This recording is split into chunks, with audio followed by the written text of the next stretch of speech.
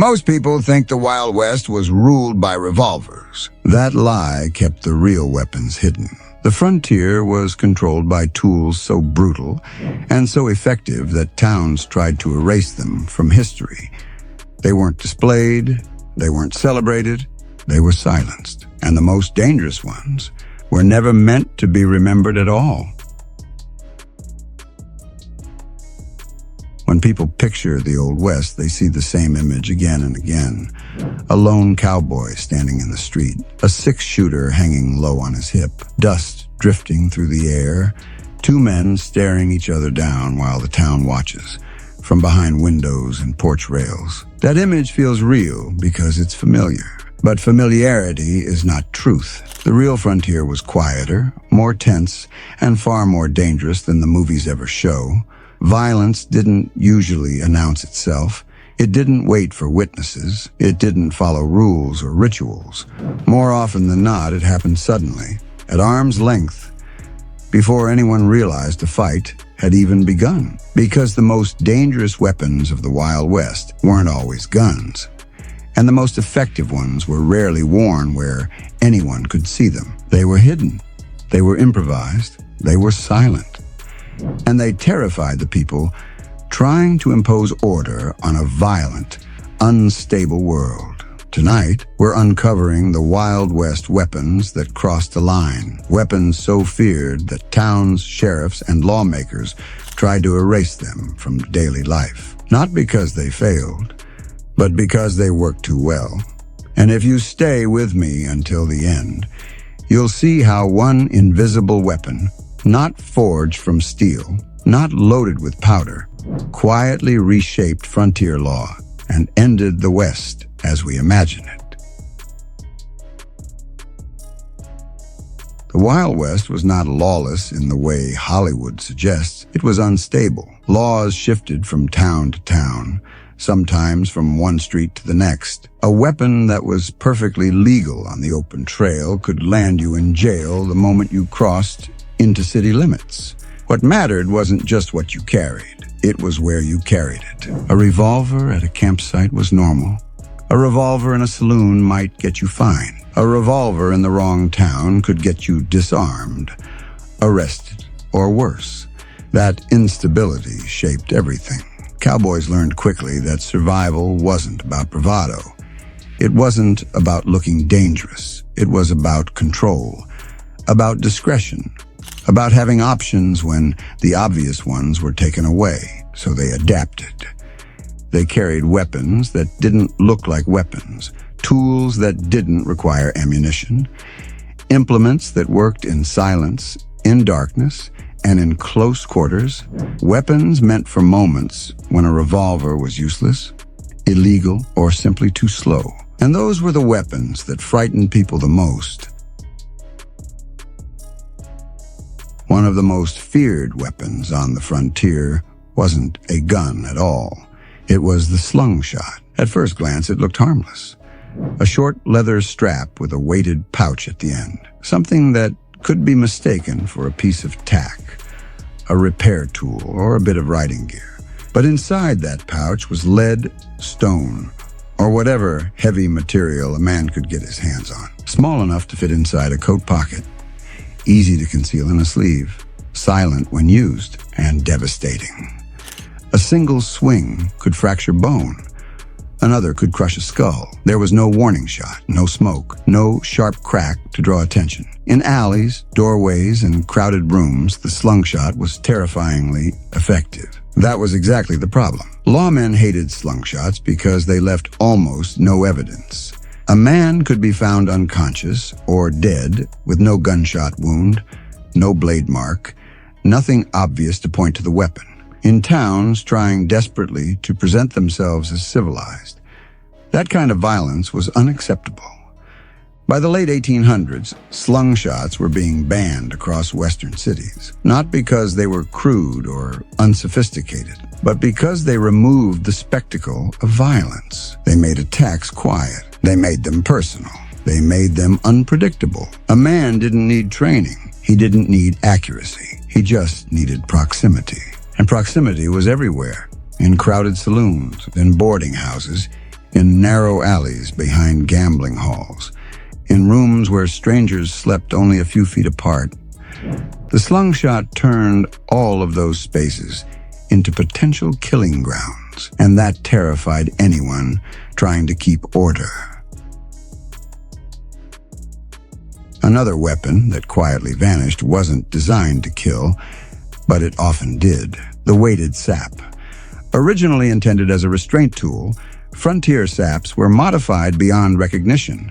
Heavier cores, thicker leather, extra weight added deliberately by men who understood exactly what they were doing.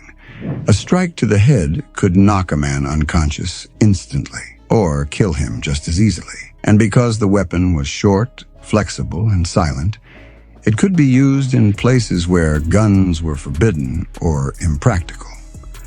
Saps were favored by gamblers, guards, stage drivers, and men who had learned the hard way that drawing a revolver in close quarters was a losing move. They could be hidden in sleeves, tucked into belts, or carried openly as something unremarkable. To the untrained eye, it was just another object. To the man holding it, it was absolute control. That terrified authorities, not because saps were new, but because they worked everywhere. Crowded rooms, narrow hallways, doorways where there was no room to step back or draw. When towns realized how often these weapons were being used to ambush men before they could react, bans followed. Quiet bans, local ordinances, confiscations that rarely made headlines. The goal wasn't to punish violence, it was to contain it. Knives tell a similar story, but not the kind most people like to hear.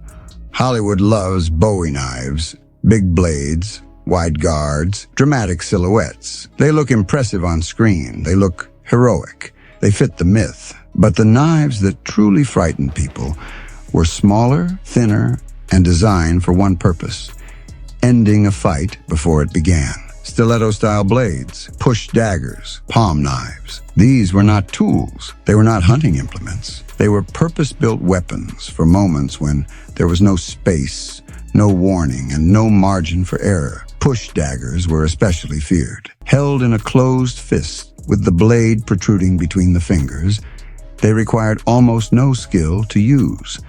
A simple forward motion was enough. That terrified people, because guns required intent. A man had to reach, draw, and aim. A blade required only closeness, and closeness was unavoidable on the frontier, in saloons where men stood shoulder to shoulder, in boarding houses with shared rooms, in stagecoaches packed tight with passengers and baggage. Many towns banned these knives outright, not because they were flashy, but because they made violence immediate. There was no escalation, no warning, no time to intervene.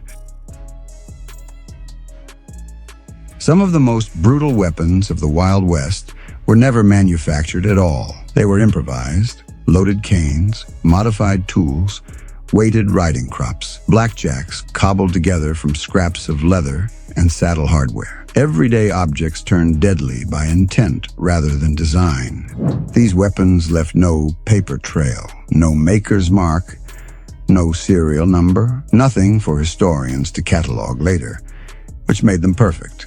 A man could carry one openly without violating any ordinance. He could appear unarmed while being fully capable of violence. And when something happened, there was nothing to confiscate but an object that looked harmless on its own. Authorities hated that ambiguity. They couldn't regulate what they couldn't define. They couldn't ban what looked ordinary. They couldn't reassure citizens when danger looked invisible. So these weapons weren't recorded. They weren't celebrated. They weren't passed down in stories. They were quietly discouraged and slowly erased from public memory. Not because they were rare, but because they were common. And this is where the pattern becomes clear. The weapons that survived in history were the ones that looked dramatic. The ones that vanished were the ones that worked quietly. And as frontier towns grew, as populations increased, and as violence became harder to predict, the pressure to eliminate those quiet weapons intensified, because the real danger wasn't loud. It was unseen. And in the next part, we're going deeper into the weapons that pushed that fear to its breaking point. The firearms and close-range tools that forced towns to redraw the line between survival and control and changed frontier law forever. The quiet weapons frightened towns, but they didn't break them. What finally pushed frontier settlements into panic were the weapons that turned confined spaces into killing zones and made even armed men feel helpless. Because the West wasn't only wide-open plains and distant rifle shots, it was boarding houses. It was saloons packed shoulder to shoulder. It was stagecoaches rolling through narrow passes. It was cramped hotel rooms, dark hallways, and doorways barely wide enough for one man to stand. And certain weapons thrived there. The first was the shortened shotgun. Hollywood shows long-barreled scatterguns carried like props. But the versions that worried sheriffs were the ones you rarely see. Barrels cut down until the muzzle looked blunt and unfinished, stocks shortened for speed, guns altered to spread devastation at a few feet. In a saloon doorway, it didn't demand precision, it demanded presence. One pull could shred a table, punch through a wall, and ruin multiple lives before a second man even understood what happened. That was the problem. Towns had learned to tolerate gunfire. They could tolerate a fight that had shape to it. 2 men, 2 revolvers, witnesses who could at least claim to know who started it. But they could not tolerate a weapon that erased the illusion of control. A revolver might hit 1 man. A shotgun blast could hit many, and the damage was so immediate that the usual rules, draw, aim, fire, retreat, collapsed into chaos. So restrictions followed. Not always dramatic, not always written in bold letters. Sometimes they were practical requirements. Minimum barrel lengths, no shotguns in certain rooms, quiet confiscations at hotel desks, warnings from deputies at the edge of town. In some places, the message was simple. Keep that thing out of sight, or keep it outside city limits. Then came the cartridges. Movies make frontier ammunition look standardized and tame. Reality was rougher. Ammunition was expensive, sometimes scarce, and often inconsistent.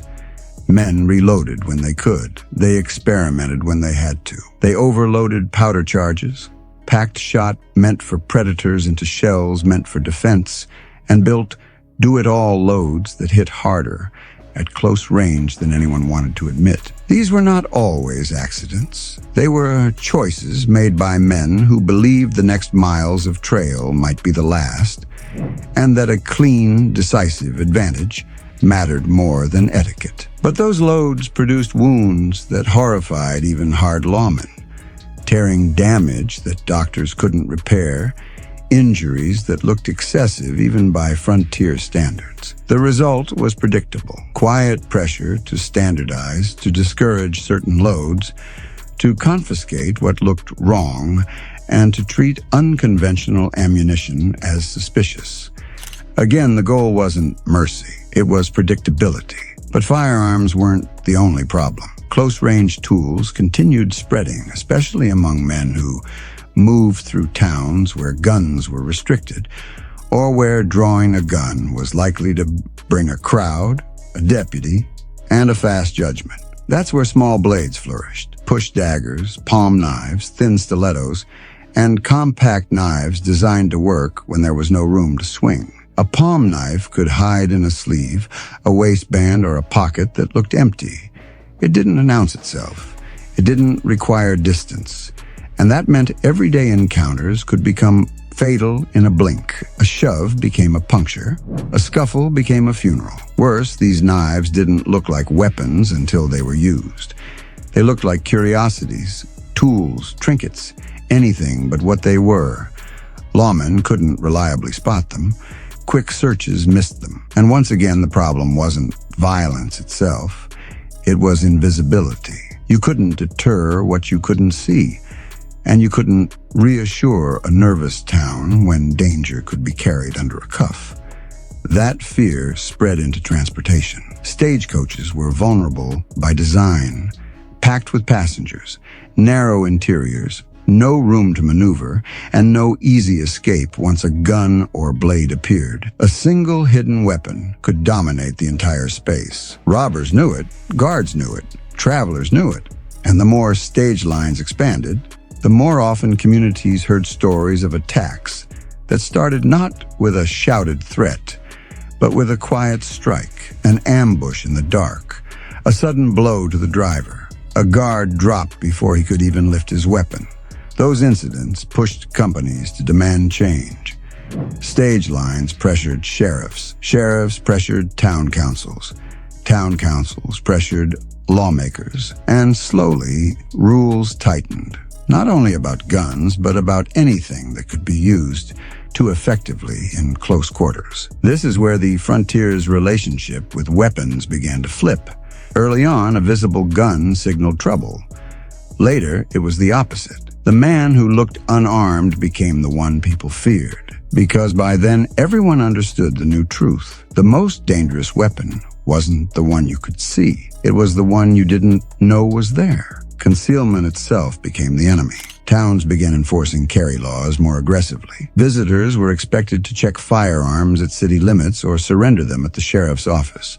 Hotels and saloons posted rules. Deputies were told to watch hands, watch coats, watch the way a man moved. In practice, enforcement varied. Some towns were strict, some looked the other way, but the direction was clear. The West was trying to become predictable. But there was a problem that made the entire project almost impossible. Most of the weapons causing fear weren't carried in bags. They were carried on bodies, in sleeves, in boots, behind belts, under vests. A man could surrender a revolver at the edge of town and still carry steel. He could hand over a rifle and still carry a sap. He could walk past a sign that said, "No firearms," and still have something in his coat lining that could end a fight before it began.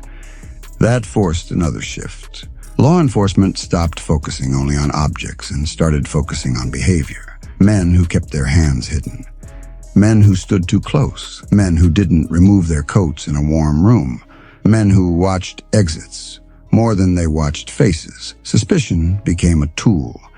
And suspicion spreads like smoke, quietly, but everywhere. It changed the social fabric of the West. The frontier had once prized independence and self-reliance. Now it began to prize compliance and calm. Merchants wanted customers who felt safe. Families wanted streets that looked orderly. Investors wanted towns that seemed civilized on paper. The West was building a new identity, and certain weapons didn't fit the story. Every time a slungshot was found, the fear spiked. Every time a sap was confiscated, rumors followed. Every time a compact blade appeared where no one expected it, people felt the ground shift under them. Because it meant that laws alone weren't enough. Control required visibility, and these weapons were built to defeat visibility. So the most feared weapons weren't merely outlawed. They were pressured out of public life. Merchants refused service to men who carried certain gear. Hotels denied rooms to travelers who seemed armed in the wrong way. Sheriffs used vague ordinances with broad discretion because specificity only helped the weapons adapt.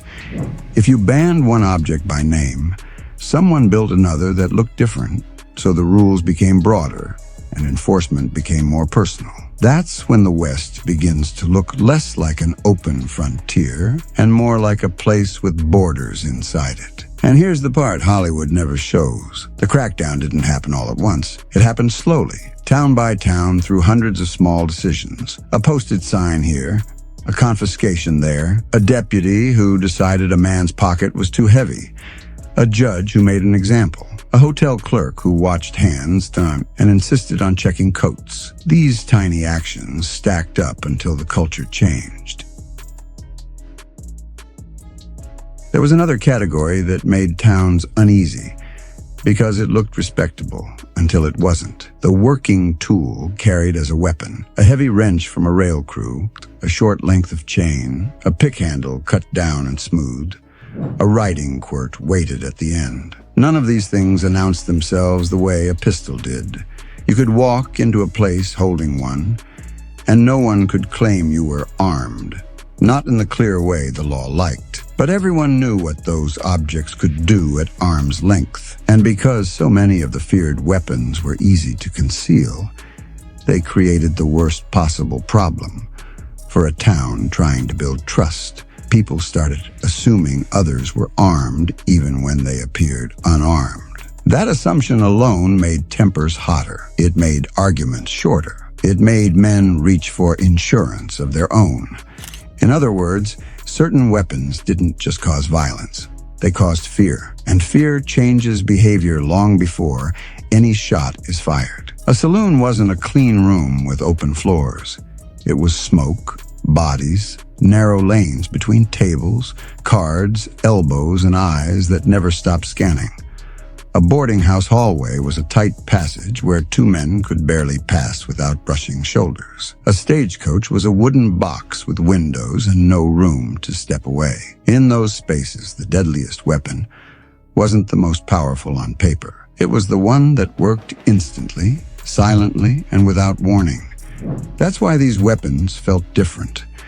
A gunfight, however ugly, had a shape people recognized. Noise, smoke, panic, witnesses, but a quiet strike to the head, a hidden blade, or a sudden blast at arm's length didn't feel like a fight. It felt like the rules were gone, and when people believe the rules are gone, they start demanding control from whoever claims to provide it. That's when towns stopped romanticizing the frontier and started managing it. They wanted streets that looked calm, rooms that felt safe, and visitors who followed rules. The hidden weapons threatened all of that because they turned every stranger into a question mark. And a question mark is the first step toward panic.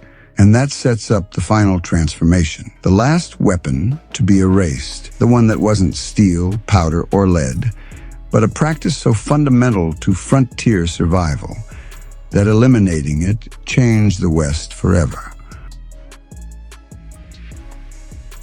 By the time frontier towns truly understood the danger, the damage was already done. The weapons themselves were only part of the problem. Steel, powder, and lead had always been part of life on the frontier. What terrified people now wasn't what a man carried openly.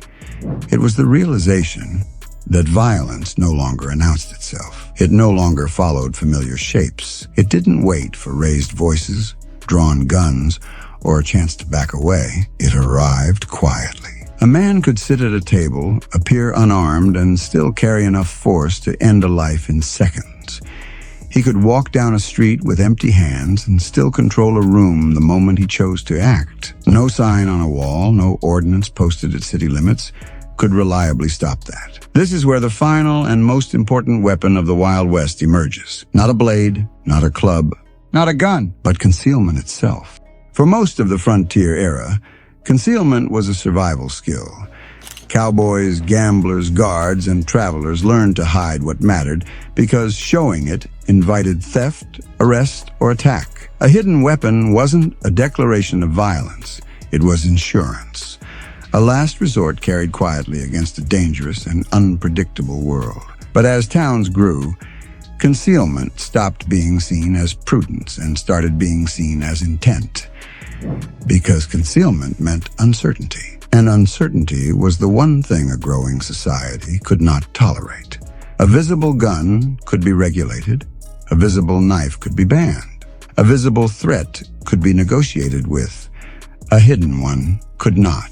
Once towns accepted that the real danger came from what could not be seen, everything changed. Law enforcement stopped focusing on specific weapons and started focusing on behavior.